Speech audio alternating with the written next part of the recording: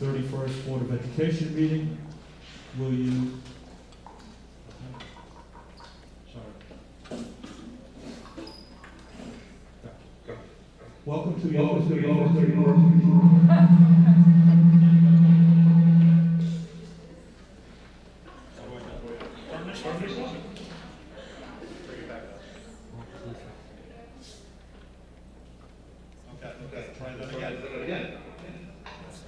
Welcome everyone to the August 31st Board of Education meeting. Please rise for the Pledge of Allegiance.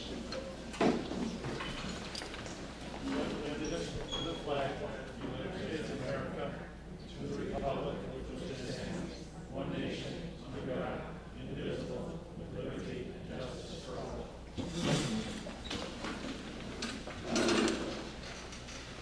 All right, thank you everybody who's here tonight, who's zooming in on this meeting.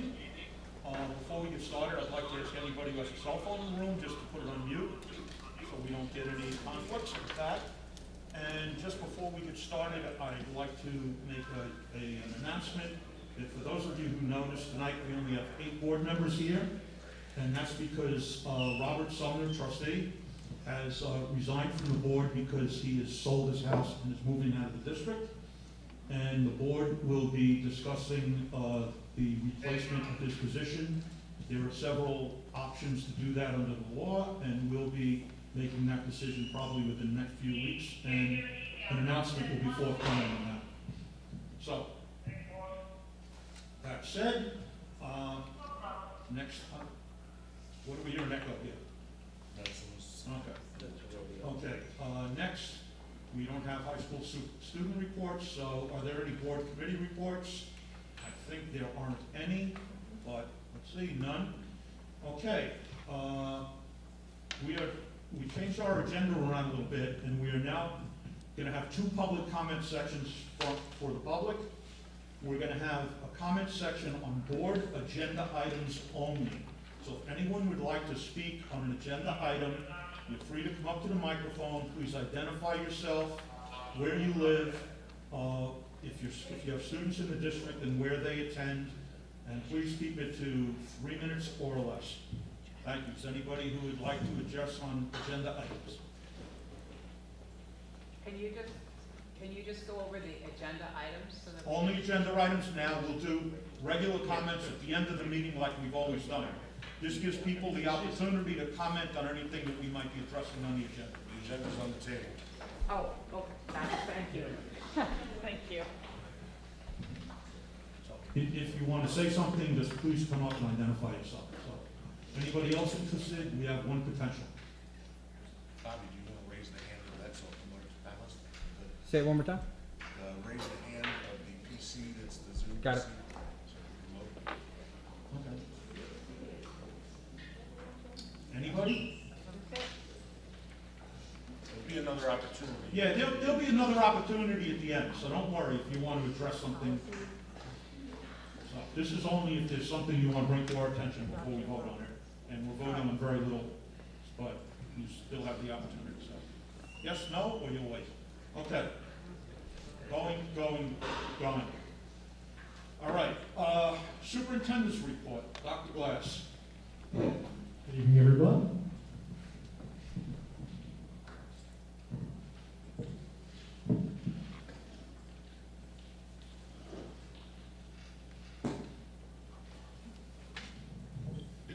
My pleasure to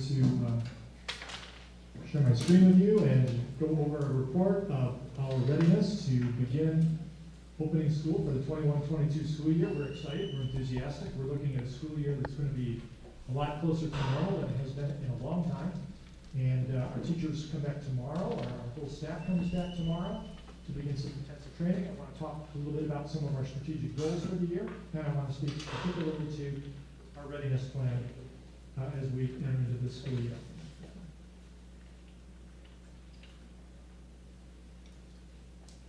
And unfortunately, it's not allowing me to advance anything. Here we go. So I want you to think about our goals for the year, which are posted on the website. They've been shared with this board. and they're now available on our website to anyone. And really, our goals for this year, we've mapped out the entire year, a work plan, it incorporates all the things that we hope to accomplish.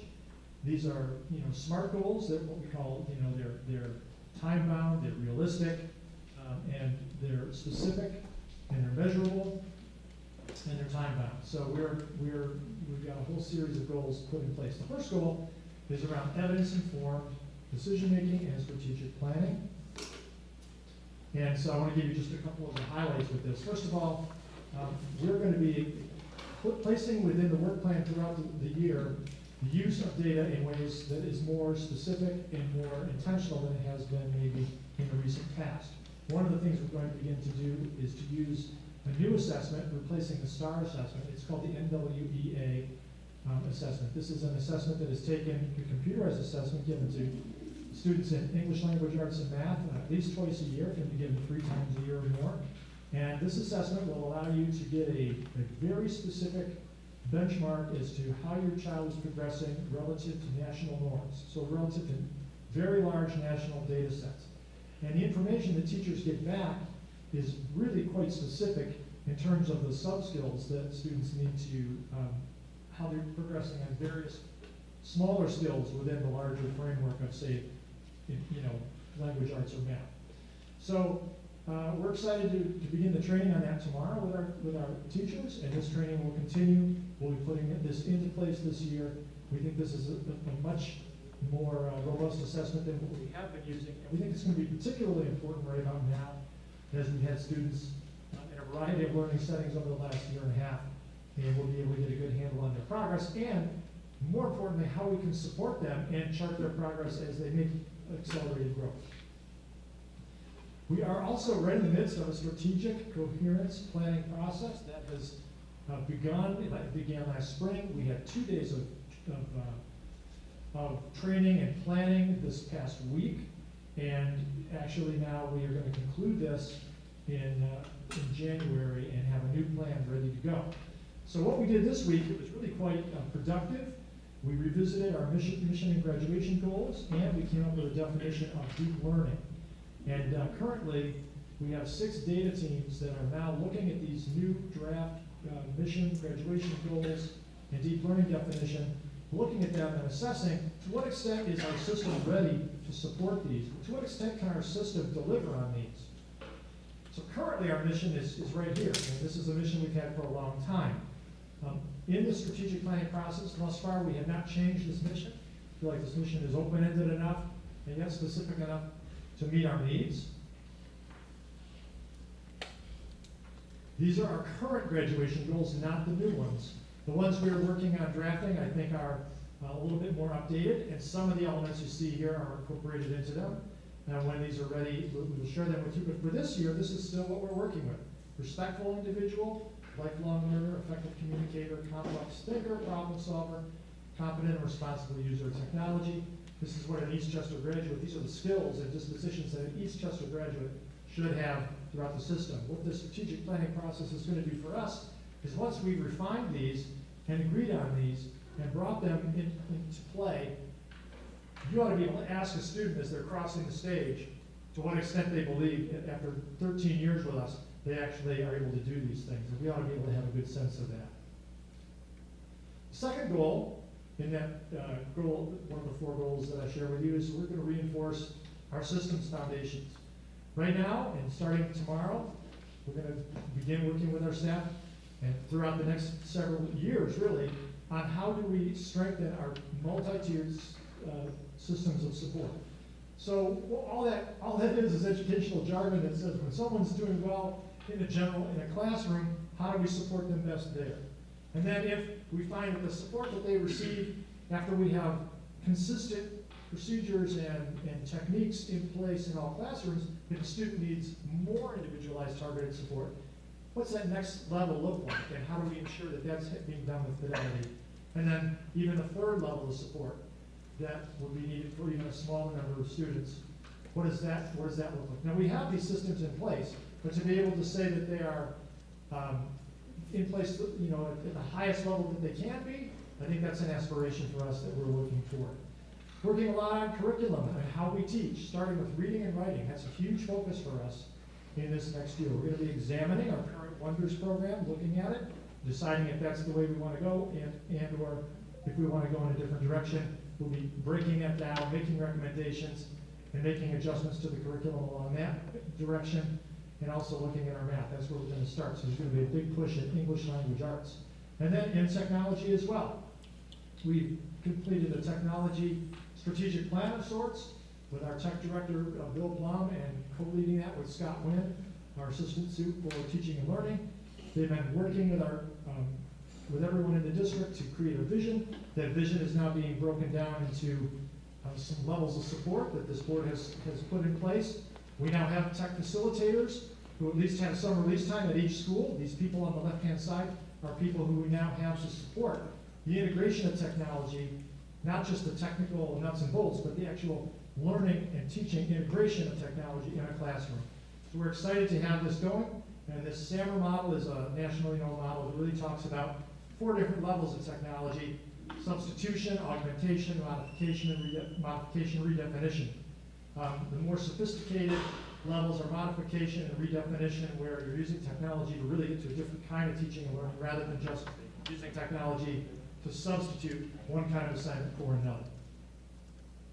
The third goal is excellent facilities. We're going to have, there's been a lot of conversation throughout this pandemic about many of the needs that we have within our buildings. Some of them are space related, some of them are ventilation related. We've done everything we can within the current constraints to improve the ventilation and bring it up to the best it can be. But there's no question that our facilities survey that has been done, our building condition survey, shows that we have a lot of needs in our building. Many of them you can't see, but are very real and have got to be addressed.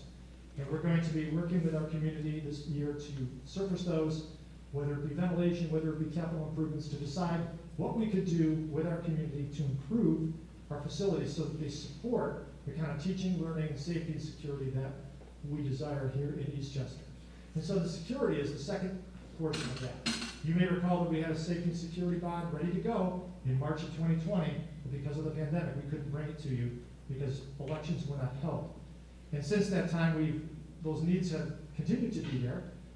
Needs for many things around having all our doors, be of the type that can be locked down easily without a whole bunch of keys, having secure vestibules, having technology and systems within the school that enable the school to be as secure as possible. These are improvements that we can and should consider, and that is going to be one of our 4 goals this year. All of this is going to be wrapped into a culture of belonging. You got an email today from Dr. Urso, who has really been working hard with so many members of our team here in the district on developing a comprehensive social emotional learning plan. You got a taste of that today in your email when you opened that up. So many things are going on, and that's going to be a focus for us this year. Also, the Diversity, Equity, and Inclusion Task Force really is going to begin meeting again. We've got about 4 more meetings between now and January. And our focus is going to be on bringing the community together there. We're going to have we're just going to focus on a culture of collaboration, on continuous improvement. I've talked a little bit about that already, and certainly going to continue our community dialogue. So those are our 4 goal areas. Just give you a highlight. If you go to our website, you'll be able to see those in all the detail in terms of timelines and what sub items are going to be done by when. And that's something that you can rely on our administration to execute.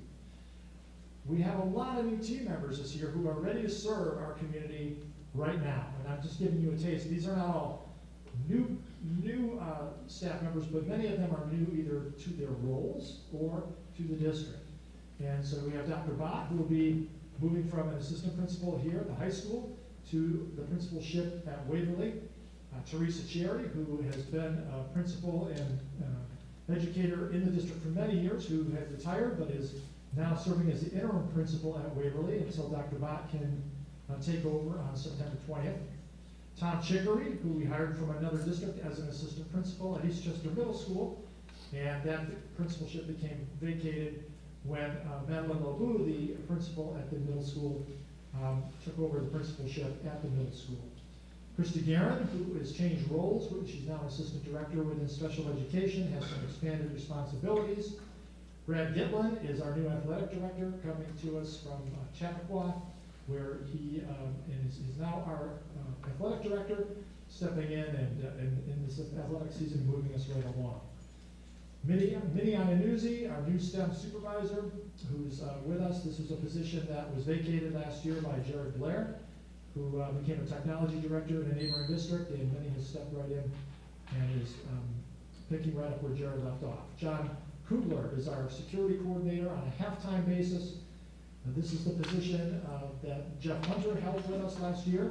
John is stepping in for Alteris, and he will begin next week. As I mentioned, Madeline LeBou in a new role. Joanna Napolitano, formerly an assistant principal in the District of Rye, who is now our new principal at Greenvale, and has been on the job now for several weeks, and has been meeting with staff and is ready to go. And then Jackie Saviano, our communications specialist, replacing Grace Noon, who had that role. This is a contracted role through Putnam Northern Westchester BOCES, and it is a 4-day-a-week position.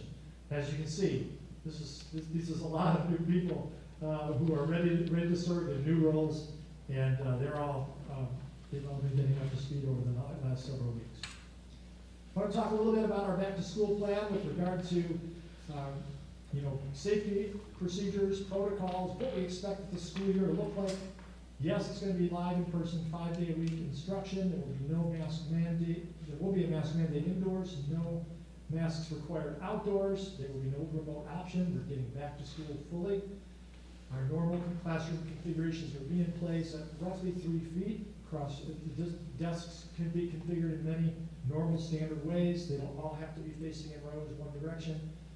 We will not be screening. We will not be temperature taking, but we would ask that parents please be diligent and watch for any symptoms, and do not send your child to school if you have any symptoms that could be COVID. And we would ask that you keep a careful eye on that. We expect that our quarantine levels will be greatly reduced because the requirements for what constitutes the need to quarantine have been changed significantly. Currently, just as one example, if a student is wearing a proper fitting mask, and everybody in the classroom is wearing a properly fitted mask, and that student is within 6 feet of someone who turns out to be a positive COVID case, or even within 3 feet, they do not have to quarantine because the masks are on. So what this does is it's a synergistic effect that allows the masks to reduce the amount of quarantining necessary, and that is significantly different than what we experienced last year. And because of that, we are very hopeful that we can keep children in school, keep them learning in an uninterrupted fashion. Our lunch service is going to resume. It will be expedited. We're going to make sure that the lunches, whether they be hot or cold, can be expedited such that they're easy, kind of grab and go, easier to serve, easier to deliver. Schools will use all their available space, indoor and out, to try to get 3 to 6 feet at all times. At lunch, it's a little problematic, and it's difficult in all of our schools to find 6 feet of distance without the masks. And when you have 6 feet without a mask, more than 15 minutes cumulative, it is possible that anyone within that 6-foot circle may need to quarantine. So we're really working hard to get to those 6 feet. So we're working on, we have a number of tents being installed here shortly that will give us, at each of our elementary schools at least, some swing space to be able to serve lunch or have an outdoor classroom for at least the next several months while weather's good. And we think that this will be somewhat of a help, but we will use every available space that we can with the supervision that we have in order to make lunch as spaced as we possibly can make it. Lockers will be available at the middle school immediately. At the high school, it might take a week or two to get some routines in place, but soon the lockers will be available there as well. Our transportation will look normal. It will have normal bus loads. Students will have to wear masks. The windows will be down. Recess for elementary children will be normal. There will be no need to have any special arrangements for cohorting. And again, masks will be optional outdoors. We will be operating in cooperation with the Westchester County Health Department, a gateway testing program. We are going to be working with Mount Sinai Hospital, who will be coordinating the testing. These will be PCR tests. And we're going through the details shortly with Mount Sinai to figure out exactly what that looks like. We will need authorization from our families. We're asking you to please consider that authorization, because the more people who consent to the gateway testing, the more accurate and reliable and helpful that testing program will be for us. And we'll be getting you more information out shortly. They keep telling us that this will be in place to start school. I'm having my doubts. This is a very ambitious rollout among several providers across the county. So we're not going to rush into it. We're going to do it right, and we'll make sure we get you the authorization and that we get this systematized, because we think it's an important component of student safety at this particular time. For quarantine students, we are working on what their educational program will look like. So a student who has COVID, who's got to be out for 6 or 8 days, or 3 or 4 days, or a student who's quarantined for 3, 4, 5, 6 days, we understand that they need to progress and have their educational program, they need to continue to progress, and there are a number of ways that that can be done. We've been working intensively with the ETA and talking with them, talking amongst ourselves and with our principals about what's the best way to deliver that service at each level. That is being finalized. I don't have an announcement for you yet, but we expect to be able to share that with you very shortly.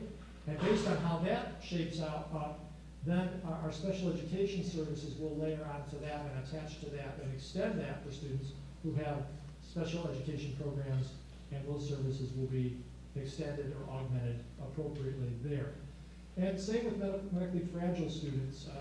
We've been working, Dr. Urso and her team, along with our medical director, will evaluate any requests for any medically fragile students or situations that require special consideration in this current environment, and we're working through those on an individual basis and providing whatever accommodations are necessary. And with that, our staff arrive tomorrow for 3 solid days of professional development and training, and our focus for the next couple of days is that NWEA testing training, trauma awareness, which you learned a little about today through your email you got it from Dr. Urso. Certainly we're working through our curriculum maps and updating those, and we will have a convocation tomorrow afternoon at 2 o'clock virtually. We were hoping we could bring everybody together for an in-person convocation, but it just is not in the cards at the moment. We're hoping we'll be able to do that next year for sure, or perhaps do something fun mid-year if we are in that position. That is my update. I want to assure you we are future focused, we're future ready, we're excited about this school year. This is going to be, I think, a lot more pre-COVID kind of feel than we've had in a long time. And we're focused on safety, we're focused on quality, we're focused on a great educational experience, and everybody's pulling together, thinking about the future. It is time to turn the page and resist that urge to look backward, resist that urge to think about the restraints, and think more about what's that future look like for our students, and how are we going to deliver that, and how are we going to make that this district at the very top when people think about quality in this region. And that's where we're going. So I wanted to just put that out there for you. So with that, I'm done. I appreciate your patience with the report, and I'd be happy to field any questions at any time. All right, Dr. Glass, does anybody have any board members have any questions on the presentation or anything? Charlotte, why don't you go ahead?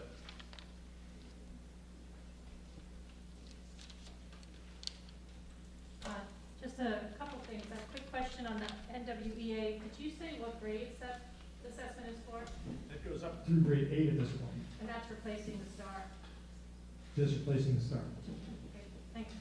Do you have any guidance about the gateway testing? I know that it's going to be, you're going to be sending out authorizations for families to opt in. Is the county giving any guidance as to the sort of ideal percentage of participants in that testing?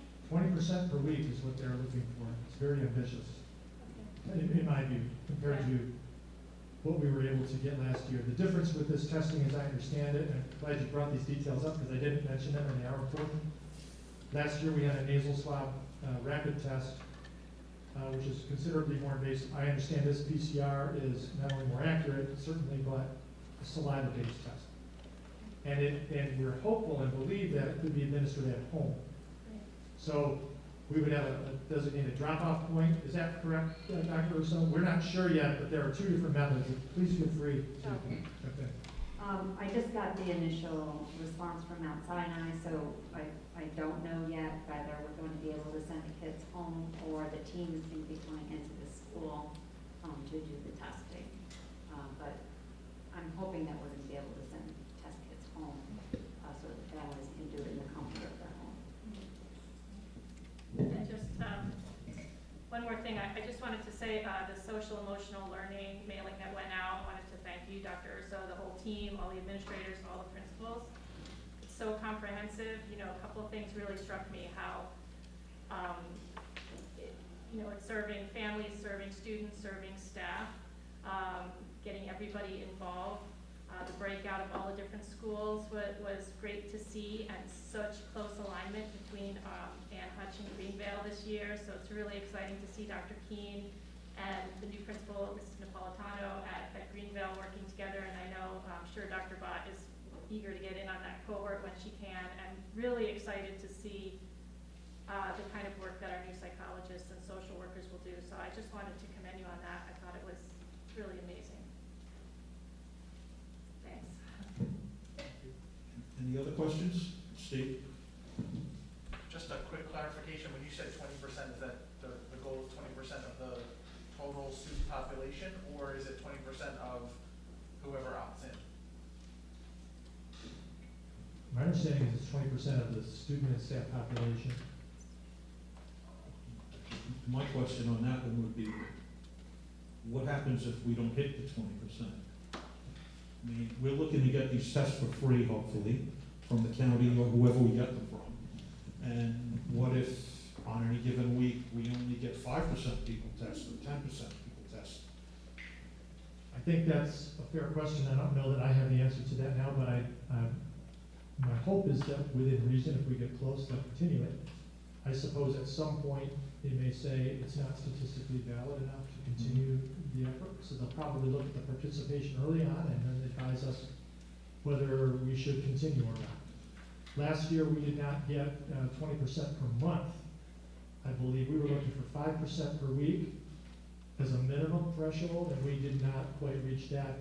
And again, I think some of that fear, but my hypothesis here is there were two factors that caused people, right, to maybe not want to do it. One, the invasive nature of it, and two, the fact that you could get quarantined, and that's unpleasant and difficult. I think that one is not going away, but the quarantine, but the invasive part would go away, and I think that we'll just have to see what people's responses are. Right. Any other questions on this? Hopefully with it being a PCR test, hopefully the accuracy will encourage people to opt in.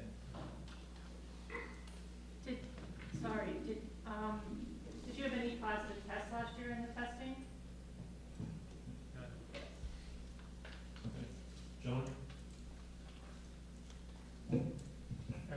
So this wasn't covered in the presentation, but I think it's relevant to the opening plan. I was hoping we could talk a little bit about protocols around sending kids home with symptoms. And I know you sent an email earlier. It looks like we have the same list of symptoms. Pretty much any symptom of any disease is grounds for sending a kid home, requiring a PCR test result to come back or a doctor's note, and also keeping any siblings of that student home. I think my preference would be to, especially because we have such, so much less of a quarantine requirement this year. I know last year there was an idea that if somebody had tested, we wouldn't want them back in the school, because then if the test came back positive, you would have to run around and find everyone that they've been in contact with and quarantine them. I understand that's no longer an issue. So, I would like to explore if somebody has, a runny nose or something like that that wouldn't have been grounds for sending a kid home pre-COVID. Perhaps those students could return to school once they're asymptomatic, regardless of a doctor's note or a test, or maybe we could relax the PCR requirement and go with some sort of instant test, or, we could also relax the requirement that their siblings stay home, especially if they're non-symptomatic and everybody's wearing a mask. It seems like this is going to be the real, and it probably was last year too. That kept home, I would say, certainly in the younger grades, that was probably keeping more kids home than the quarantines were. And this year, when we have such relaxed quarantine requirements, that's probably going to be the leading cause of keeping kids home. Is this something, we can look into and relax a little bit? Obviously, in compliance with the law, if it does require us to send the kid home in the first place, I think we can make some sort of relaxation on them returning to school. Is that something we could consider?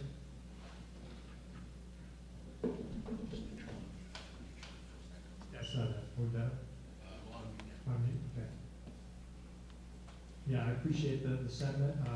I think we have made we have, our understanding and our understanding from our attorneys is that we do have to follow those health department protocols as they lay them out for returning. And there was a change this year, Dr. Russo, if I'm correct, and I don't know if you want to just explain the difference. It's a little more relaxed already this year as compared to last You year. have to unmute yourself.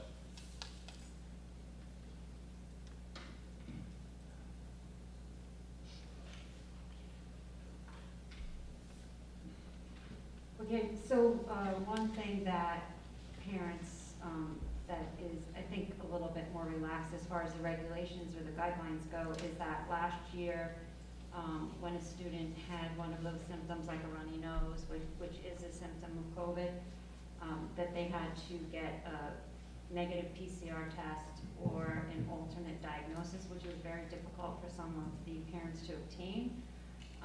This year, it's simply a note from the physician or the healthcare provider clearing them to come to school.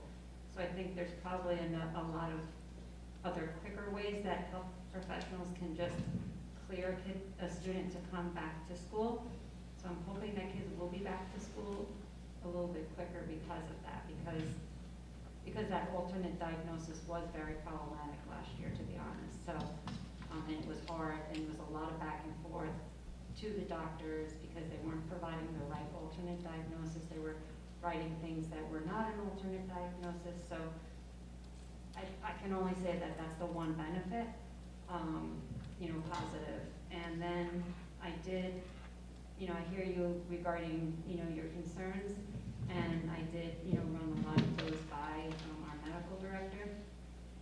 But because of the nature of the Delta variant and how contagious it is, I think the thought was that still the siblings, it would be important to keep the siblings home because this is such a contagious variant. It's something that, we can certainly, take a look at as we go along. And If I could ask a follow-up, if I heard you correctly, then the sibling part is not any sort of requirement that's coming from the medical director? the sibling piece of it, to my knowledge, is not in the regulation. And what are these guidelines and It regulations? is something that I know other districts are doing. The- I don't believe all districts are doing it. The guidelines or regulations you mentioned, which are those? That's the New York State guidelines that came out for, The education department? yeah, Which are not binding on us, right? their guidelines, as far as I know.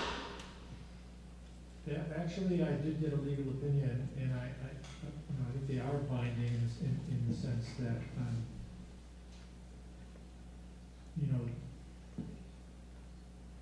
the state health department, whatever it is in, the CDC's not, right? But what the state health department has proffered in, through the New York State, I understand, some of that is embedded in law. And so, to go against that was my question, is how much latitude do we have? And I think I shared that, with the board in writing. So we can, dig into that a little bit further, but there was an extreme caution there And so, Yeah, I know what you're referencing. I'm not sure that that was specific to the New York State Education Department guidelines. I know it addressed quarantine requirements imposed by Westchester County Department of Health. So if there was a positive test, we would have to, according to that advice, we would have to follow those directives. I'm not sure exactly that the New York State Education Department, I'm not sure we've been advised that those are mandatory or that there is any kind of, quasi-mandatoriness about them. The last thing I saw in writing from you, it was referencing, some of the advice that we got. It did talk about the quarantine rules. It did talk about pre-COVID existing law that says you have to send a kid home. And then it says, upon return, the medical director can examine a student if they don't have a doctor's note or something like that. It doesn't require a doctor's note. It doesn't require a test. It doesn't require a PCR test versus an instant test. It doesn't say anything about siblings. It doesn't say anything about a kid returning to school when they're asymptomatic. I guess all of this is contained in some guidelines, which I think, at least when I read them, it seemed like they were not binding, and I don't recall ever being advised that they were binding. well, that's something we can continue to look at. I think the one thing that we do know, is that siblings are not required in Dr. Collins is on Zoom, raising her hand. Yeah, I've been texting with her, and actually, she said that siblings that are vaccinated do not have to stay home. I can bring her in as a. No, I had just told her that once we were done with our questions, we were gonna have her join in and she could answer us. So, rather than do it back and forth with her on Zoom, which is very hard, Gotcha. if we could get our questions out, she'll be able to address them. She is on Zoom and listening. She couldn't make it here tonight. So if there are any other questions we'd like her And to. I would just hope when Dr. Collins speaks, that she could be very specific about what is kind of her medical advice and what is, something that's being required by any law. Okay, I could have her join now. Is everybody okay with that at this point? All right, cool. Chrissy had a I'm sorry. Chrissy, go ahead first.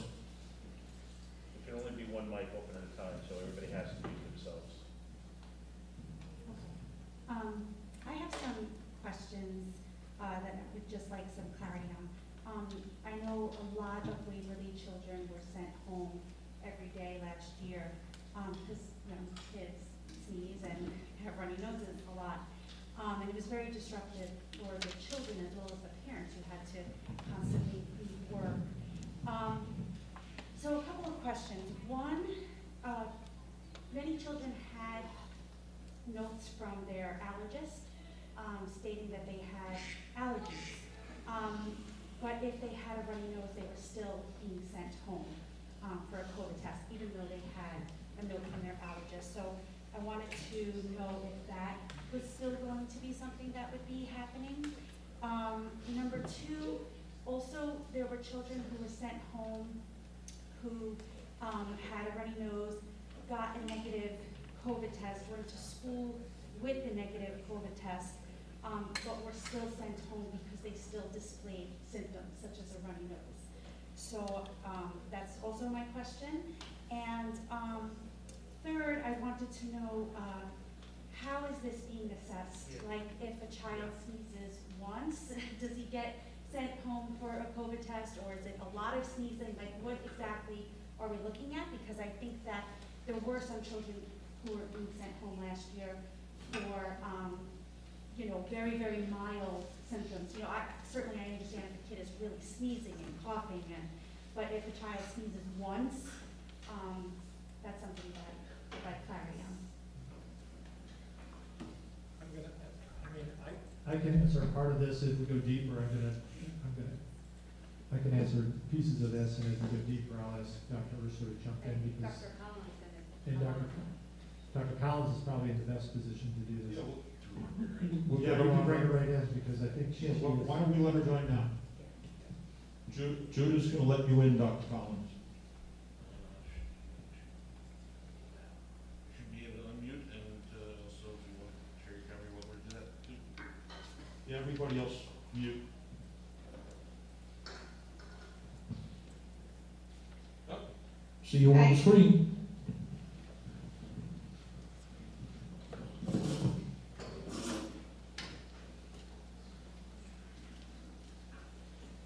You can probably safely unmute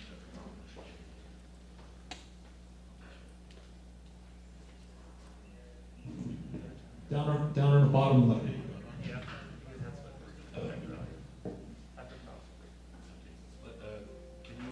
Can you speak with your? I'm unmuted, but I can't hear anyone. Can you hear me? No, you're not muted. That's because we're still muted. Is that better? There we go, perfect. We have to be muted because it echoes through the speakers. So we're going to be very cautious about unmuting. Got it. So I can answer a couple of those questions that Christy had, if that's helpful.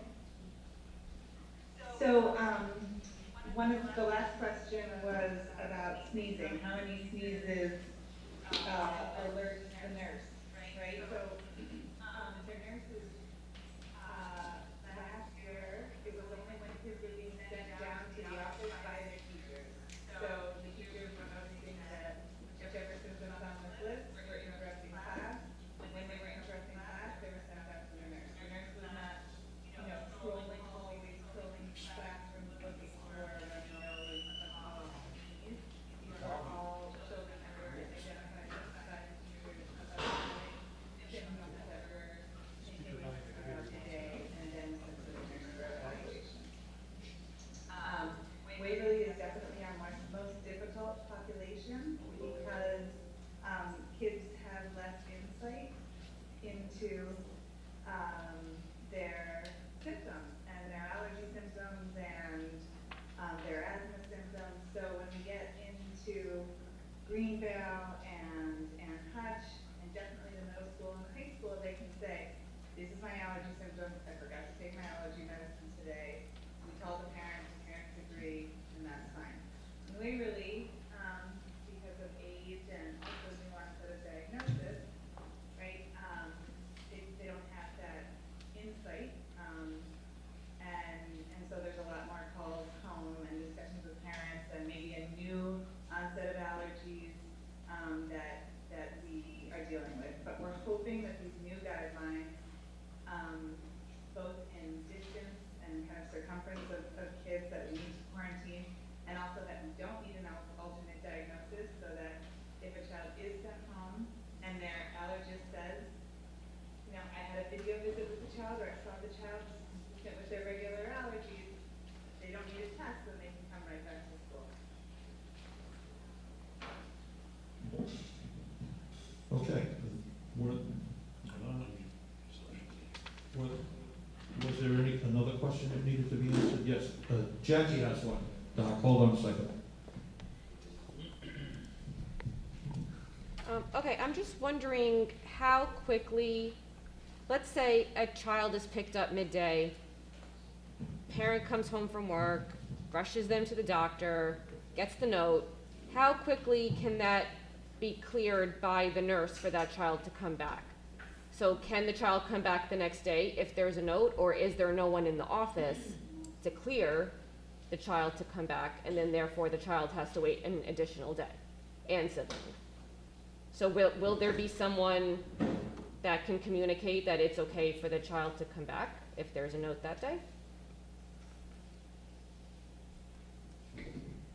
Yes, there's always someone that can review that note, and oftentimes the nurse is in communication with the parents about when they'll go to see the physician, or if they don't want to see the physician, just go directly and get a COVID test. Most of the COVID tests are coming back in 24 to 48 hours. But absolutely, if the physician says this is fine, this is whatever, and they don't need a COVID test, then they come back to school, so then come back to school.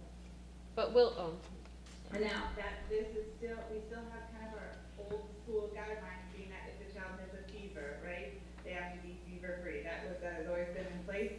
If they're vomiting, they have to be home 24 hours after they stop vomiting, with diarrhea. So those kind of contagious precautions will continue. But for these symptoms symptoms that are due to something else, and a physician says that they don't need a COVID test, and they can come back to school.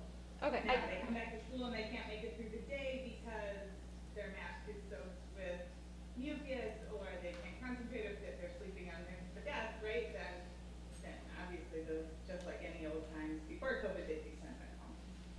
right. So yeah, I guess I just wanted to ensure that the child won't be going to the nurse's office in the morning waiting for that note to be reviewed, I guess. Like, I'm not sure how early everyone comes in, that's why I'm asking. Yeah, this has obviously been more of an issue at Waverly because the kids don't have these established diagnoses for years.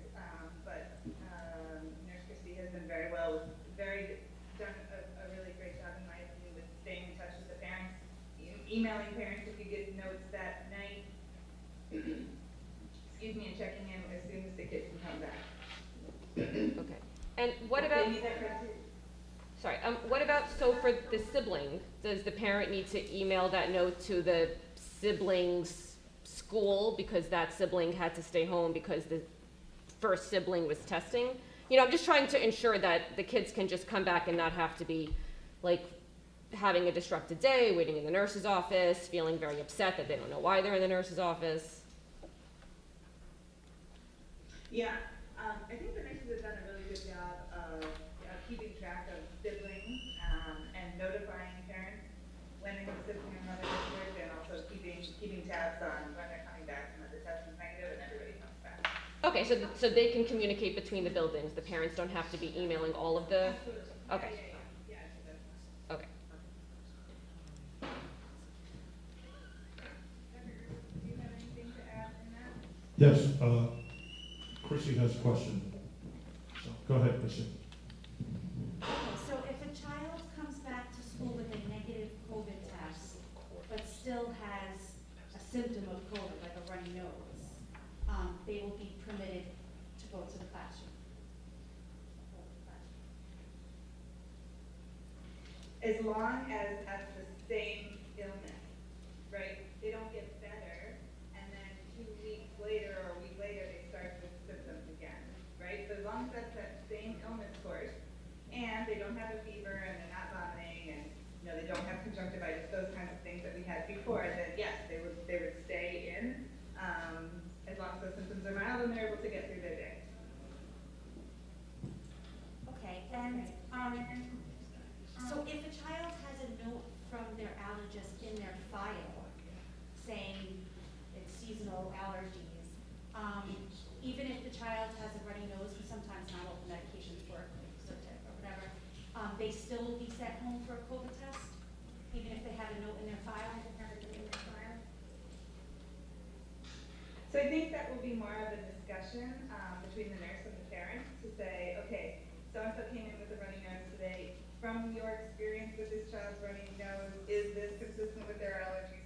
And we had a lot of parents say, oh my God, yeah, I totally forgot to give them the medicine today, or these allergies are getting worse, I'm working out with their allergist, here's the last note, that kind of thing. So, our goal is not to keep kids out of school. We want kids in school just as much as everybody does. So if they have that diagnosis and mom says this is exactly the same symptoms that they have with this diagnosis that we have in the chart, I think that's fine. Again, that will be more of a conversation when the documentation is there. When we don't have any documentation, that's when another provider needs to say whether they need one or not.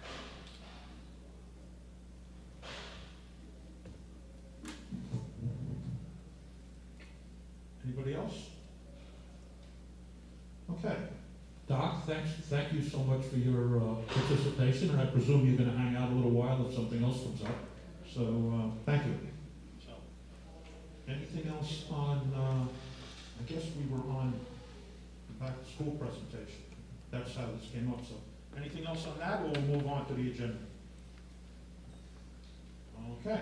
So, let's move to the next item on the agenda is, Judah, you man the tube. So, Steve, how would you like to make a motion for the approval of all our minutes and the personnel agenda and the 1001, the Committee on Special Ed recommendations?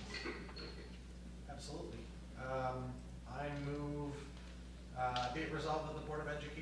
hereby approves the minutes of the August 4th, 2021 meeting, August 9th, 2021 meeting, and the August 24th, 2021 meeting. Be it resolved that upon the recommendation of the Superintendent of Schools, the Board of Education approves the personnel agenda as attached. And be it resolved that the Board of Education hereby approves the placements as recommended by the Committee on Preschool Special Education and the Committee on Special Education. Okay, Chrissy, would you like to second that?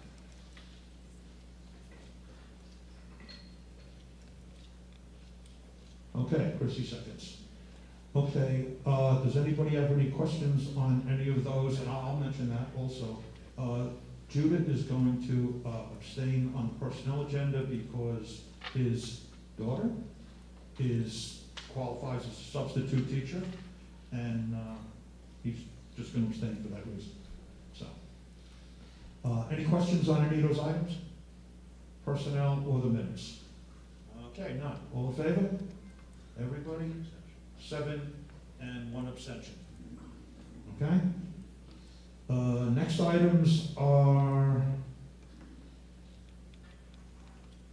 the MOA on the current activities and new future business leaders. The MOA on the department chairpersons, the side letter, credit online master's degree program, the revised agreement on confidential secretaries and revised interim principal agreement. Would someone like to move that? I think Cheryl, you're up. You want to make that motion? Sure. Just all of those attached. You can move all the attachments. Those were in the personnel agenda? Okay, so we did that. Okay, sorry about that. I'm gonna go back here. Thank you, Lisa. Okay, we're up to the intermunicipal 11.01 through 11.07. Cheryl, you could do that. Be it resolved that the Board of Education approves the intermunicipal agreement 2021 for street resurfacing and concrete repairs in conjunction with the town of Eastchester, Tuckahoe, and the villages of Tuckahoe and Bronxville, as attached. Be it resolved that the board hereby approve the facilities use fees for the 2021-22 school year, as attached. Be it resolved that the Board of Education hereby approves the following special education related services contract for the 2021-22 school year, as attached. Be it resolved that the Board of Education hereby approves student activity reports for the Eastchester High School and Middle School from April 2021 through June 2021. Be it resolved that the Board of Education accepts the following warrants as attached. Be it resolved that the Board of Education approve the Treasurer's Report for June and July 2021. And be it resolved that the Board of Education approve budget transfers of $10,000 or over for the month of June, July, and August 2021. Okay, do we have a second on that? John, seconds. Any questions or explanations required on any of those? Anybody? Okay, none. Okay, all in favor? That's 8-0. Okay, good. Next item. I'm having trouble with this. Budget transfers. What's next on the agenda? Somebody help me. No, you're not. Other business? Okay. Okay, other business. Anything? I'm having trouble with board docs. I can't get to that spot. Judah, I'm going to delegate to you for a moment. Can you handle that? Well, Krista, you want to read number 12? Yeah, just pick somebody to do number 12. I'm having trouble. I lost my agenda. That's fine, I got it. Just trying to get back to the Zoom. I'm turning off the Zoom thing. That's what it is.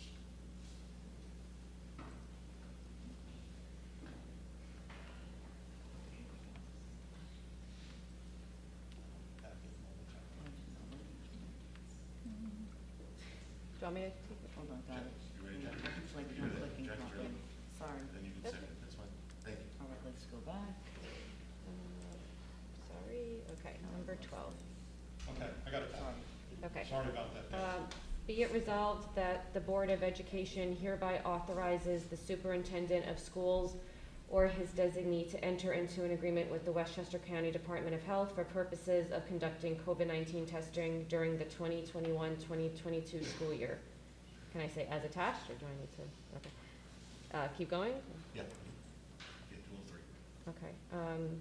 Be it resolved that the Board of Education approves the following policies following the first and second reading.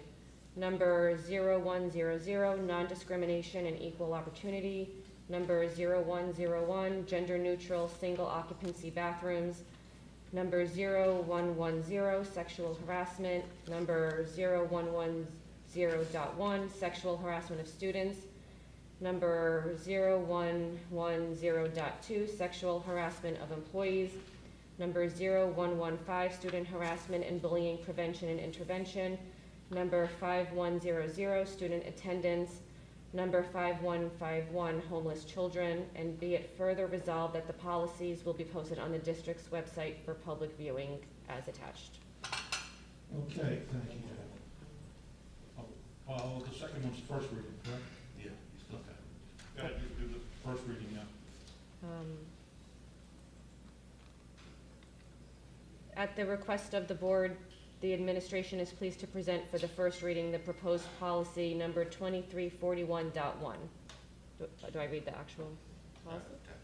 Oh, okay, as attached. Okay. Any comments or questions? Second, or you don't have to, I'm assuming you can second. I had a question though. First you got a second motion. Oh, first, yeah, I'll second. Yeah, sorry. Because we have seven, Kristen wasn't there, so we switched. Yeah, I asked, was there a second one? No, so, who was it? Kristen. Okay, Christie. All right, so now we have discussion. Anybody have any questions on the policies, any comments on the policies? I think I did this right. Can you hear me? Am I Go on? ahead, yep. Okay, great. Just two clarifying questions on the policy related to student harassment, bullying, prevention, and intervention. The designation of a Dignity Act coordinator for each of the schools. Is that like a volunteer position, or is that just assigned by, does a teacher or an administrator or someone get I assigned? think we appointed someone. Is that someone we have to hire? In our July meeting, we appoint someone to that position. I'm not Okay. sure who it is, but that's someone on staff Yep. is the Dignity Act coordinator. Okay. Noreen, do you know who it is? It might be you.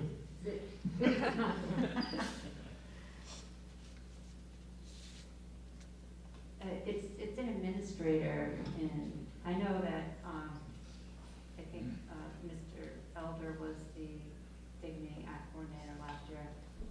It's typically an administrator. Thank you. And just a clarifying question on the homeless children policy.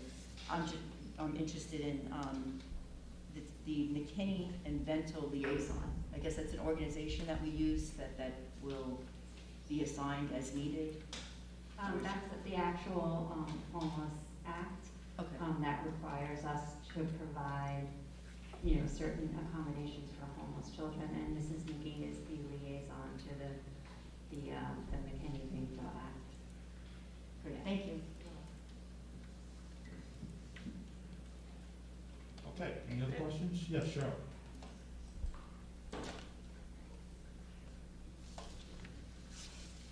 I just had kind of more of a comment and a question about the student attendance policy, so I think it's glad to see this one being updated, particularly now as we go back to school after such an unusual year. It's really important to be supporting students and families by making sure that there's good outreach to students who are missing school.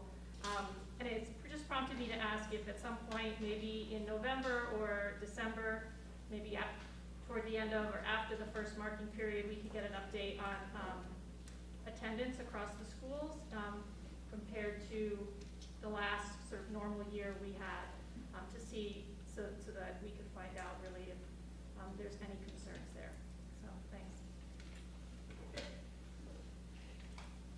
Okay, any other questions?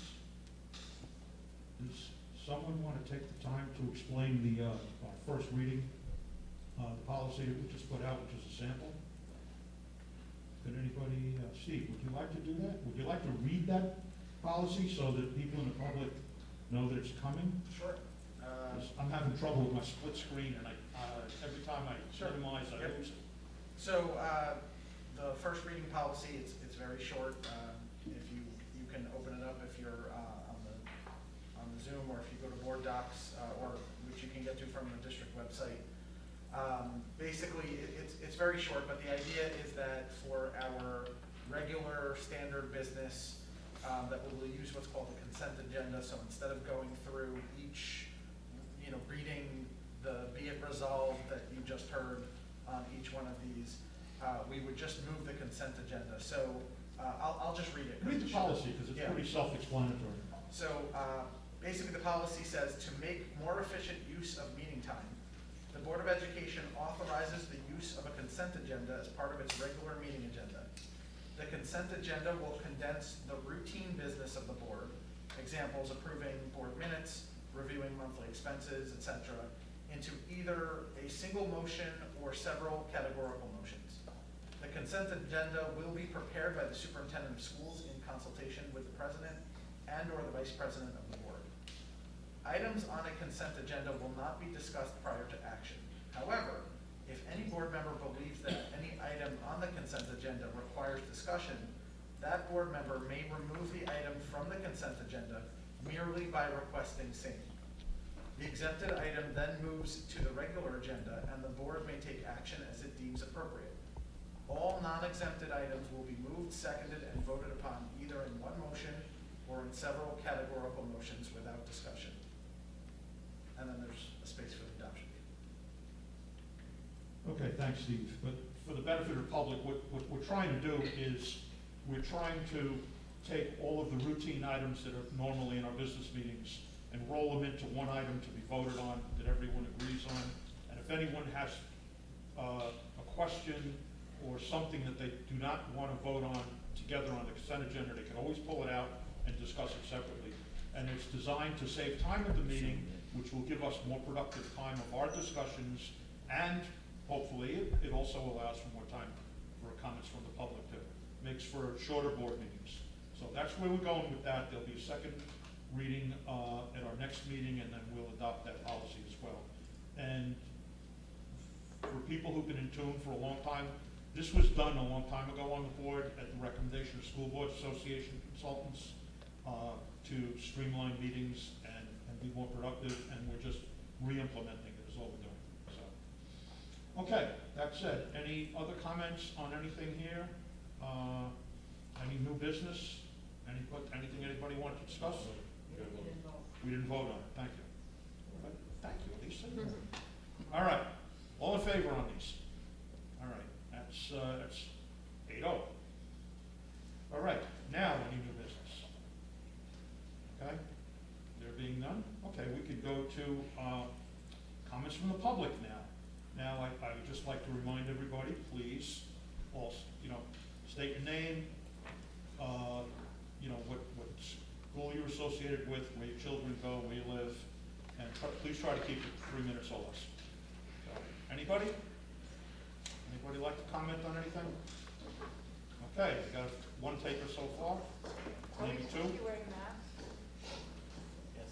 When you're speaking, if you're 6 feet away from somebody, I say you can take it off.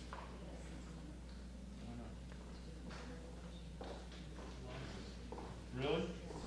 All right, you gotta keep it on. I'm cold.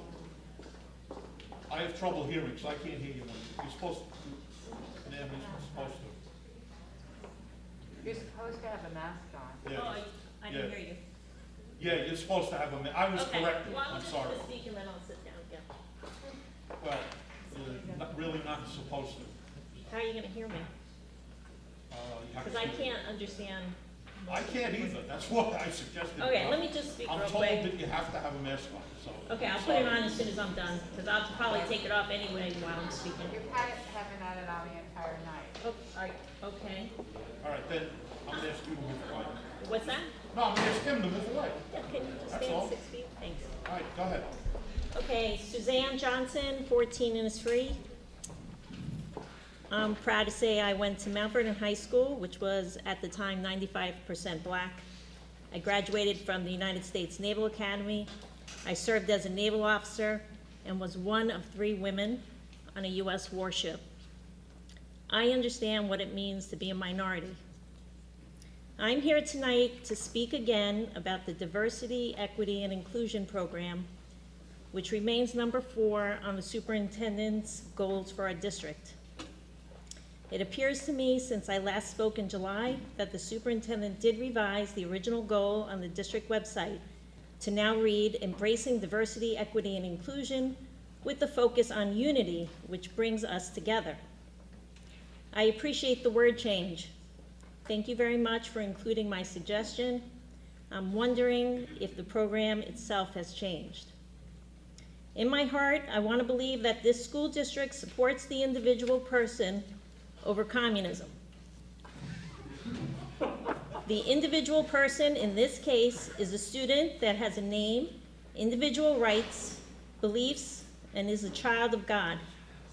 I would think that we can all agree that each student should and must be treated with the dignity and respect they deserve. Last I checked, every single student in this district belongs to a parent or a guardian who is ultimately responsible for their physical, mental, and spiritual well-being. That is not the job of the public school system. The communist ideology that has infiltrated the American education system is now labeled Diversity, Equity, and Inclusion Program. It started with the Common Core, another mysterious education program parents were kept in the dark about. Although school is about to start next week, we still do not have any information on how this indoctrination will be administered. We were promised transparency, but we still don't have specifics. The fact is, Diversity, Equity, and Inclusion Program is, by design, racially charged and anti-American. We know this because it has already been permeated in our federal and state governments, our military, our businesses, and our churches. Adding the word unity to the description is a joke, because we already know the devious intent behind DEI. For the parents out there who may not still know what DEI is, this program undermines your right to teach your children what you believe. Instead, it will focus to feed a Marxist ideology to your children. It will divide your family. It will teach our children to judge others by the color of their skin instead of the content of their character. It will deprive your children critical thinking. I'm almost done. It will force them to comply or be silenced. It will deny them natural rights given by God. This doesn't sound like unity. I ask the board who in this district will have the character, conscience, and courage to stand up against what is happening right under our noses. We need parents, students, teachers, board members to stand up and say no to indoctrination. Email Dr. Glass, your principals, and the school board and demand the removal of this program.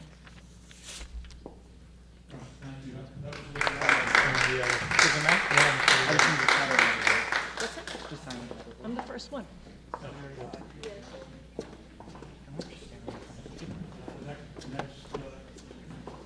Hello. My name is Sophia McGann, and I live on 184 Dante Avenue. I'm an incoming senior in the high school. As a senior, I have watched firsthand how drastically the student body has changed since I've entered as a freshman. The students that have gone through the school and those that are to come are two different beings entirely. The best way I can convey this change to you is in a recent issue in which a teacher became infamous for mimicking of Asian and Indian accents, while also being able to craftfully slip misogynistic comments throughout the class period for good measure. Now this teacher is not new, and from what I had heard was actually well liked by previous grades, but their actions have been condoned as jokes. This new student body was different, however. We were not having it. Multiple students approached counselors, other teachers, and vice principals attempting to rectify this immature behavior, but unsurprisingly, the matter was dismissed with little more than an, "I'm sure you're just taking it the wrong way." Had we had the DEI task force at the time to turn to, or adequate training of administrators to handle these kinds of issues, I believe a change could have actually happened. But I didn't come here to attack the school. I wanted this incident to show that Eastchester School District is not an exception. There are still inequalities and inflexibility throughout our community. Within our school system alone, a gay-straight alliance has been formed. A student has started a podcast discussing her experience with sexual assault, and civil activism has become the center of most teenagers' social media. These kids that will be coming into the middle and high schools are different. We need our staff to reflect that. We need our curriculum to reflect that, and we need to keep seeing concrete changes in our community. You're going to hear from students after me speak on all topics regarding diversity, whether it be the DEI task force, staffing, curriculum, or personal experiences. But I urge you to listen with an understanding that we will be the ones directly affected by the decisions that you make. And we will continue to be here listening and making sure you are doing what is best for future students. Thank you.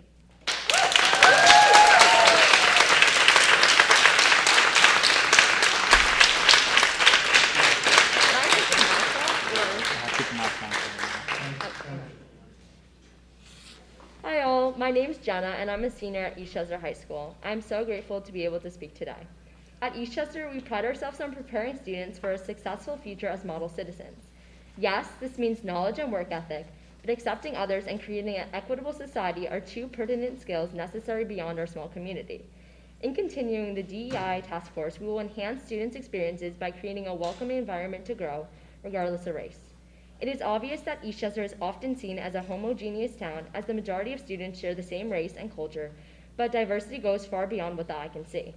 Throughout my last 3 years of high school, I have enjoyed learning about others' ethnic traditions and family lineage. We are all diverse in unique ways, whether by race, religion, gender, sexuality, socioeconomic status, ethnicity, nationality, or ability. To make learning most fruitful for all, we must propose reforms in response to racism, current events, and a lack of awareness surrounding cultural celebrations.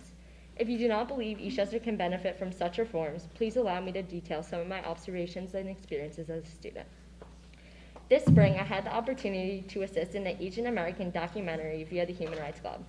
While selecting student quotes for this project, I was appalled to learn that many Asian American students were ridiculed for their school lunches, facial features, or speech patterns. As a Jewish American student, it bewildered me each year when my classmates say, "Oh, we have a break, it must be a Jewish holiday," without knowing the significance behind their mini vacation.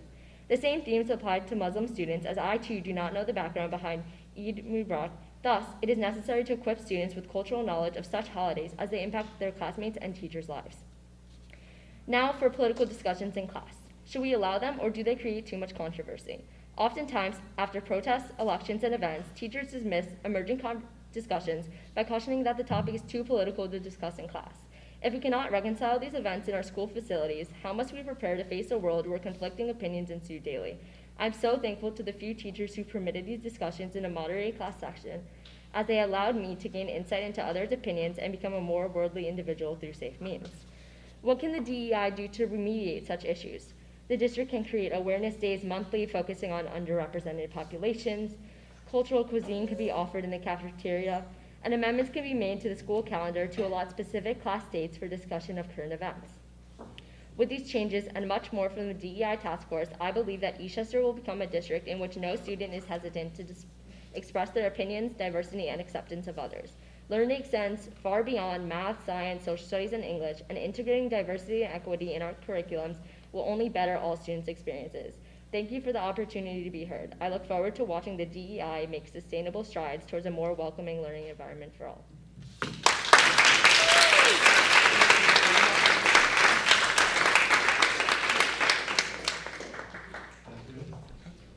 Step right from the left. Hi, my name is Sakai Mapranga, and I'm going into my junior year. And I believe it is necessary for Eastchester to increase the diversity of its teaching staff. I've been in the Eastchester School District for the past 12 years. I just want to briefly touch on my personal experiences in a school district that lacks diversity amongst the staff. Throughout my years in this district, I have noticed that most of the educators are white, and the majority of the minority staff members who occupy non-authority positions. This affects the overall educational experience of students. Seeing this from a young age, students develop unconscious biases and prejudice towards minorities because they have had little experience with minorities in high positions. For example, I have had my peers doubt me in class whenever I said something like a fact that I learned or an answer I've been gave to a question. I also realize I have developed an unconscious bias towards people who look like me. Throughout the years, I have had about 3 authority figures who were minorities. Seeing people like me being an authority figure gives me more confidence in who I am. Seeing them with successful careers gives me hope that, wow, people like me can be authority figures and have successful careers. Eastchester is a diverse town with many hardworking, successful people of different ethnic backgrounds. The ethnic makeup of our body of educators and our school experience should not betray the true diversity of our community. Thank you for giving me the opportunity to share my experience.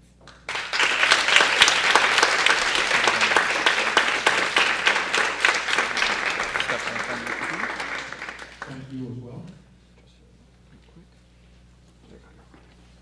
Hello, my name is Kushbu. I am a rising senior at Eastchester High School. For some background, before Eastchester, I went to relatively diverse schools, and in almost all my conversations and presentations about diversity in the classroom, they've all been with students of color who have a shared experience over this. In my last 6 to 7 years in the Eastchester School District, I understand that is not a relatable case for Eastchester. But I've had months of research and a lot of passion in my heart about equity, so I'd love to share my insight. The changes that the DEI task force will enforce, especially working towards their goal to make educators sociopolitically conscious and socioculturally responsive, will allow students to have a plethora of skills and understandings about the world. All ignorance is taught, and while the education system has no right to impose a political stance onto students, as a social structure, it is responsible for passing down the emphasis of respect, honor, historical significance, and ignorance. The rest is up to the students. No matter where we stand in this world, my peers should not have to be blind to the America we live in, and while the truths of this country and this world may be ugly, that's life. The DEI's goal is not about politics, it's about preparing young minds for the world. I mentioned earlier that school is a social structure. School surpasses a building of education and literature. It is a place for young minds to grow and expand, and how can we expect that if our students are not aware of the vital systems in this country? I've been in classrooms where the civil rights movements have been called an inconvenience. I've been in classrooms where African, Chinese, and Indian history have been misrepresented. And I've always learned that this attitude of teaching speaks to ignorance and only fuels that fire. Curriculum revisions should happen with 2 things in mind: accurate content and a sensitive tone, and these things do go hand in hand. For example, if we were to start teaching slavery in an even more honest way, we have to conclude that slavery is an evil practice. It is not enough to just teach the facts. The attitude we have is significant. An inclusive, non-disclosure history curriculum, a sensitive and non-ignorant attitude of teaching world history, and the inclusion of global current events are necessities if we are trying to raise tomorrow's leaders and today's students, and we all know that motto. Regardless of where we end up in this world, we deserve a diverse perspective of the world, because that's the world that we're going to be thrown into. I see the DEI as one of the best plans to eliminate cruelty, inaccessibility, inequity, and ignorance from future generations, and I personally will do anything in my limited power to convince you all to believe the same. What it all comes down to is awareness and education, and I'm excited to see how far we can go with this. Thank you.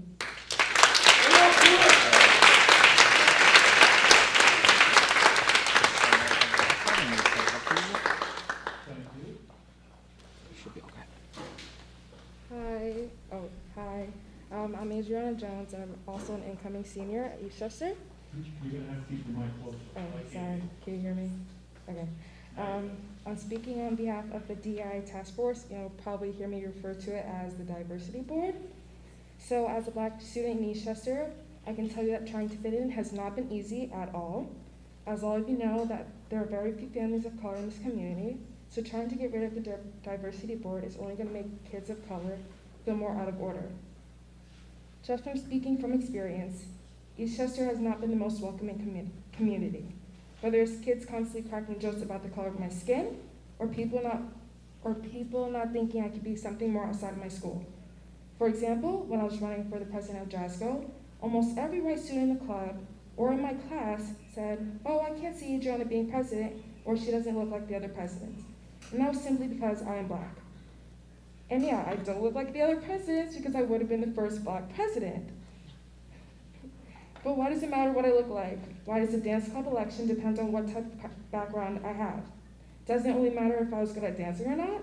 Or here's another example, being told by a sophomore that they can at least talk to a cop without being shot. And let me not even get into how many times I've heard the N-word being thrown around. But I'm hoping from the examples I've given you, you can understand that minorities in this town or the school are not equal to the white community. And when parents talk about eliminating the diversity board, it will only make things worse.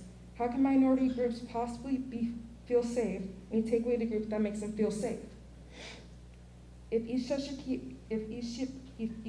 keeps going in this direction, it will lose all support.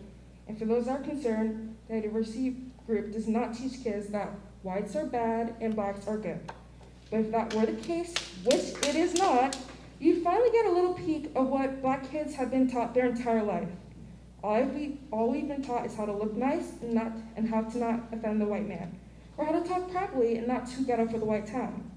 The board is simply there to help out diversity in our town. They try to make it more welcoming for people that look like me, or for Latino families, Muslim, etc. Now listen, I'm not trying to say that diversity board is going to get rid of racism like that, because this country has been trying to get rid of it for longer than my grandparents have been around. But keeping the diversity board is at least a step in the right direction. Diversity is something that is needed for a community to flourish and keep its life. And if we cannot keep something simple like the diversity board to keep its peace, then what is Eastchester really trying to achieve? If it isn't peace or a safe environment. Thank you.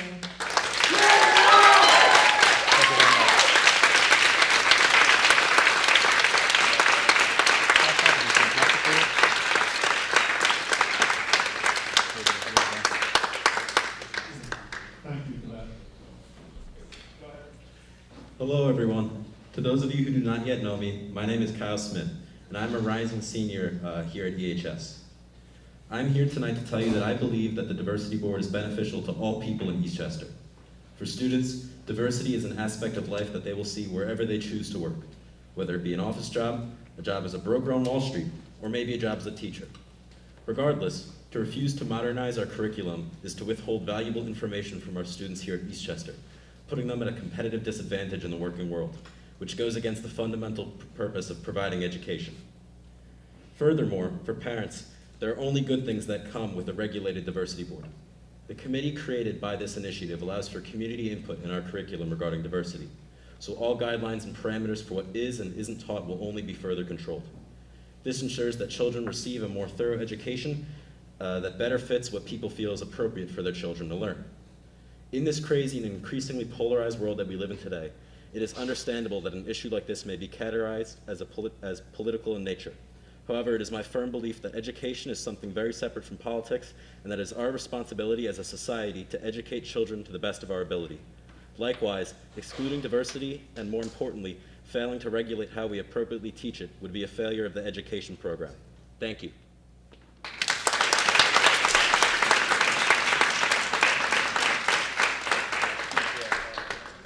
Thank you.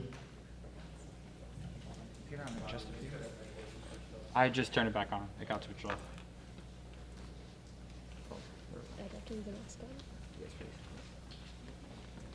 Hello everyone, my name is Amukta and I'm a rising senior at EHS, and thank you for this opportunity to speak today. Now we all know that diversity creates a more engaging and enriching learning environment, but it can be hard to find ways to promote that.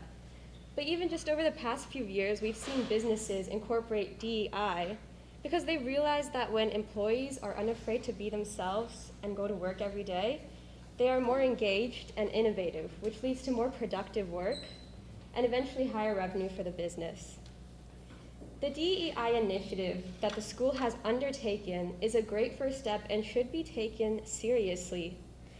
Valuing diversity, equity, and inclusion is not meant to be something that makes any student feel excluded, and it should do the exact opposite. It should benefit everyone by educating people of different backgrounds and bringing them closer together. And with all the things happening in the world, there are so many people that feel unseen, and keeping this initiative alive would mean the world to people who want to partake in it, as well as the people it supports. Thank you.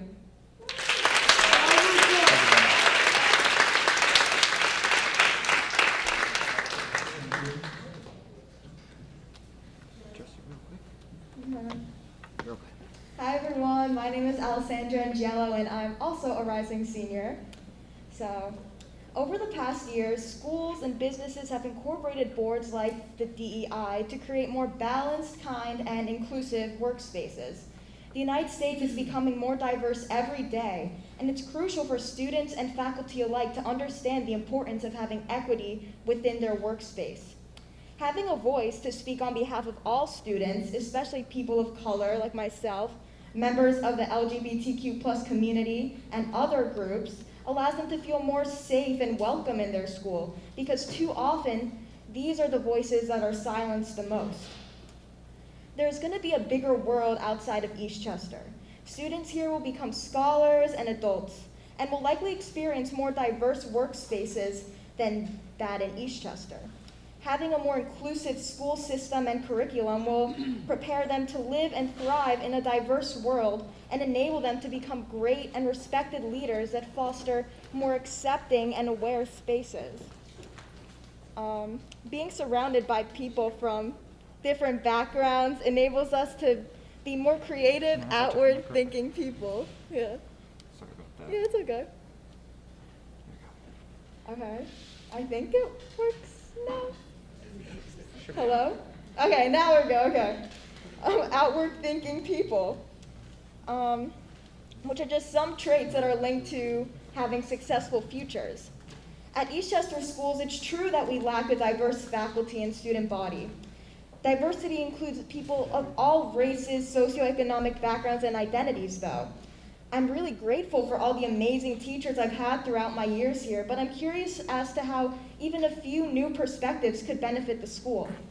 At my own job at the Botanical Gardens, which is, there's people from all over New York City, the Bronx, Westchester, Jersey, and we have a bunch of different cultures and perspectives there. And I get to hear these new perspectives, and they get to hear mine, and we all benefit from them. And we make a great team because of it. As a student, I'm excited to see how the... I'm so sorry. It's okay. Oh, the little bell. Okay, that'll be good to remember. Sorry, everyone, again. That's sort of both of our bads. The mic, both. As a student, I'm excited to see how the Board of Diversity, Equity, and Inclusion... We're swinging you in a new mic. Thank you. Okay, hopefully this one works.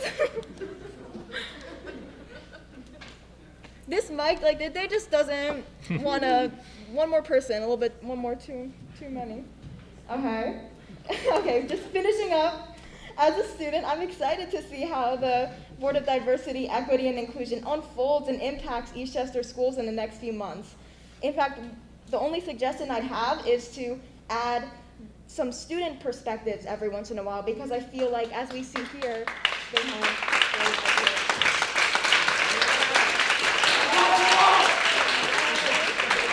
Okay, I think that's it. Thank you. Thank you. Oops, sorry. Computer for you real quick. Thank you. Hi, I'm Jan. Is this on? Hi, I'm Jan Harrison, and I live at 90 Park Drive. I have two daughters. Who are black. We've been here since my youngest daughter was at Waverly. One of the first things that she came home with in the first spring she was here, was a pamphlet on Martin Luther King. What that pamphlet showed, it was a picture, showed Martin Luther King holding the hands of two white kids. I was appalled. I'm like, what? Talk about erasure? I then contacted the principal, and he didn't see the problem. He's no longer here. He didn't see the problem. Neither did the teacher. I had to explain to him about the doll study. For those of you who know about the doll study was done when Brown versus the Board of Education. They did a study that showed that black kids by the age of 4 were already choosing the white dolls as being the good ones. They looked at dolls that looked like themselves that were black, and they were the black ones. Who did they want to be like? The white ones. Who was the kids they want to play with? The white ones. Already they had understood at that age that they had no value. He didn't get it. Next time was when my older daughter was in 5th grade, and she came home with a book. Now, think about this. She came home with a book about the South that showed a black man being lynched in Eastchester, in Greenvale. If you don't think we need this DEI initiative, your head is where the sun don't shine. My daughters, these kids who are brilliant, by the way, who I adore tonight for standing up, these kids deserve to have models for their lives. They deserve to feel respected. They deserve to feel safe. And I'm going to tell you, if you think they do, they don't. They don't. And the idea that this is some kind of communist plot is, I won't even, whatever. Kids, all kids, black, straight, homosexual, transgender, whatever your ethnicity, deserve to feel good about who they are and to know that they have an opportunity in our country. And diversity is the way forward. It's not, I'm white. So the idea that this is about white people and telling that all white people are bad is just so ridiculous. It's not that. It's addressing the what is in the room. It's addressing our history. And I'm looking at the clock and I'm done. But thank you for your speaking up tonight. You give me hope.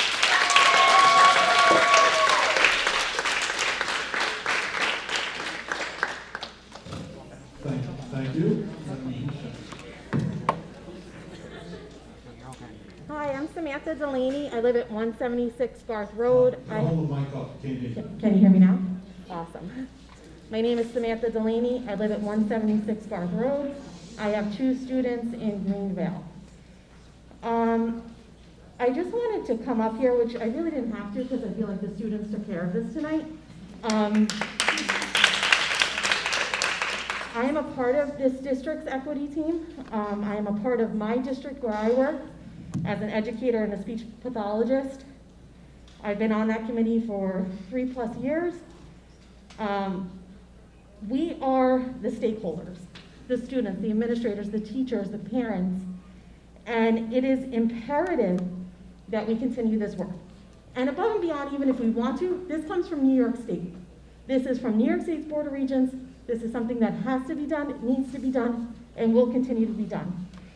It says here, culturally responsive, sustaining education is grounded in a cultural view of learning and human development, which multiple expressions of diversity, for example, race, social class, gender, language, sexual orientation, nationality, religion, and ability, are recognized and regarded as assets for teaching and learning. It is the belief that culture is not an addition, but a critical component of education. It says that culture matters in shaping how people learn. I think we need to continue as a district to have conversations. I think it's a lot for people to understand, and I'd be happy to have conversations with anybody that wants to talk about this work. But I'm so proud of these students in this room.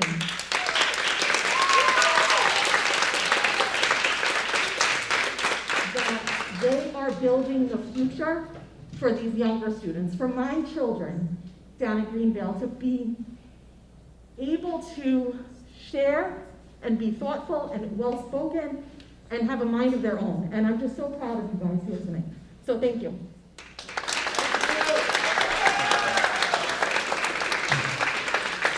Thank you. Looks like that might be it. No, I wanted to say something actually. Oh, you raise your hand. Yeah, hey.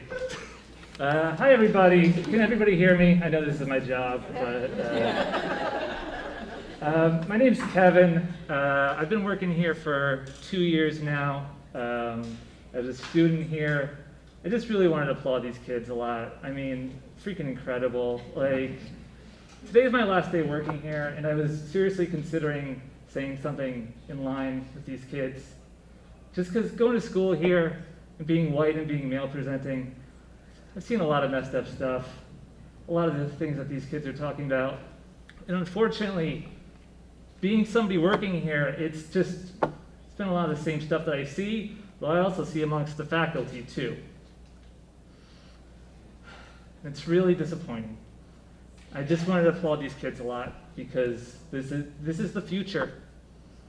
And that's I'm so glad these kids are our future. Okay, that's all I wanted to say. Thank you.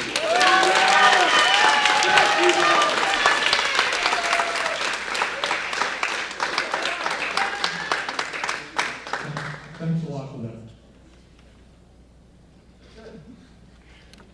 Okay.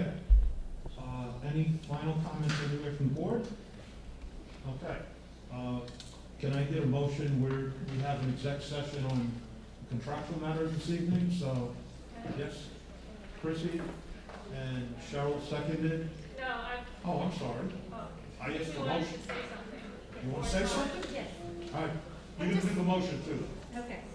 I just wanted to say thank you to all the students who came here and spoke tonight. It's not easy for adults to get up and speak, and I just applaud all of you. Thank you. I think it's wonderful to hear from students, and thank you for sharing your experiences. Just applaud all of you. Thank you very much. Thank you. What about me? What? Yeah, Cheryl.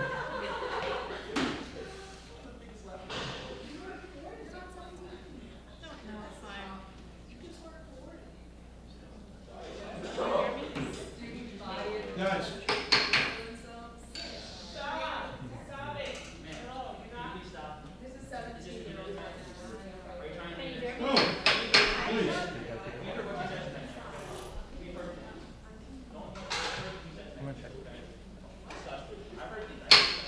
Hello? The meeting's still going on, guys. Please, when we're done. Cheryl, go ahead. I don't think my mic is up.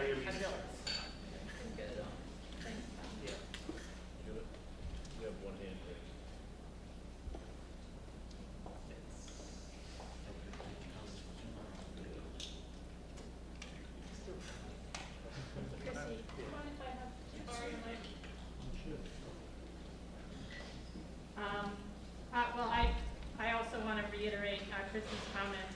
Thank you. I always love when students come to meetings, and really important what you got up to say tonight. And I wanted to, recognize your poise and how articulate you were with a lot of very specific, evidence and obvious passion and interest in this case.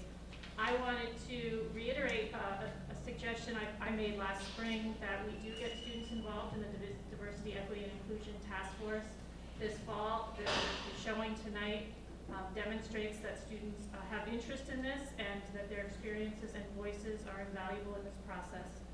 I also wanted to suggest that we find ways to make the work of the task force as transparent as possible. I understand that the task force, does important work and that has to be done in a space that allows for that work to take place. It's not necessarily the kind of work that can be done publicly, but documents and materials and ideas could begin to be publicized. I'd like to suggest that some teachers, perhaps Mr. Wynn or other administrators in the district, present some of the outcomes and findings of that work at the meetings this fall and into the winter. People are obviously interested in knowing how this may impact curriculum, if at all, and giving some examples of that I think would be extremely useful for the entire community to hear from stakeholders about what's being developed. So I wanted to, this is an important issue that people have divergent opinions on, and that there's a lot of passion around it, and I think we owe it to the community to share and make transparent as possible the process and the outcomes as it's going on, not just at the end. All right. Anyone else? Steve?